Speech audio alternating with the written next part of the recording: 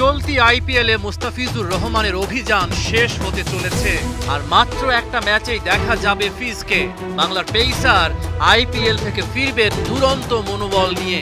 রবিবার চেন্নাইয়ের গুরুত্বপূর্ণ ম্যাচে খাটো করে দেখার উপায় নেই মুস্তাফিজের অবদানকে।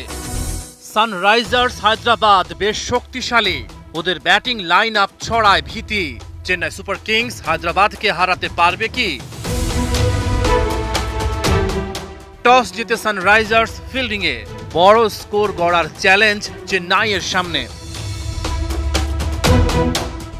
খেলা চেন্নাইয়ে, তাই মুস্তাফিজকে একাদশেই রেখেছে সিএসকে।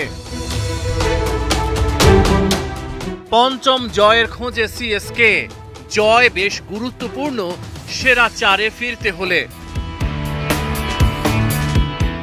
শুরুতেই আউট হয়ে গেছেন আজিঙ্কা রাহানে, তবে কাপ্তান ঋতুরাজ গায়কোয়াড় বিপদে পড়তে দেননি দলকে।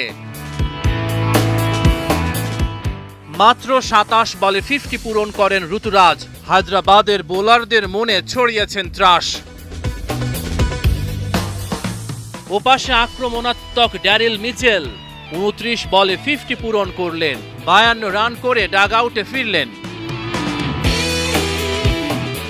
মাত্র ২ রানের জন্য সেঞ্চুরি মিস করেন ঋতুরাজ। ৫৪ বলে ৯৮ রান করে চেন্নাইয়ের ইনিংসে ওর রাজ।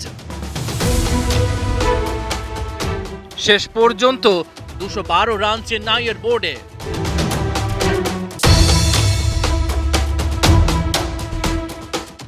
জবাবে হায়দ্রাবাদকে একাই গুঁড়িয়ে দিয়েছেন তুষার দেশপান্ডে।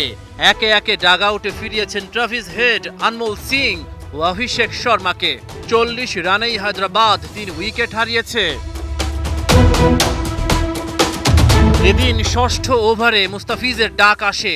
ফিজ ৮ রান দেন পাওয়ার প্লের শেষ ওভারে। নিজের দ্বিতীয় ওভারে ফিজ আরো সাবধানী। এই ওভারে মাত্র ৫ রান খরচ করেন তিনি। হায়দ্রাবাদ আর ঘুরেই দাঁড়াতে পারেনি। একের পর এক উইকেট তুলে চেন্নাই জয়ের পথ করেছে তৈরি। ১৯তম ওভারে বল আবারও মুস্তাফিজের হাতে। ওভারের দ্বিতীয় বলেই ফিরিয়েছেন শাহবাজ আহমেদকে। পঞ্চম বলে তুলে নিয়েছেন উনাদকাটের উইকেট। এতেই নিশ্চিত হয়ে যায় চেন্নাইয়ের জয়। ১৯ রান খরচায় ২ উইকেট শিকার করেন মুস্তাফিজ। ফিজ আবারও আসরের সর্বোচ্চ উইকেট শিকারী। ৮ ম্যাচে মোট ১৪ উইকেট নিয়েছেন তিনি।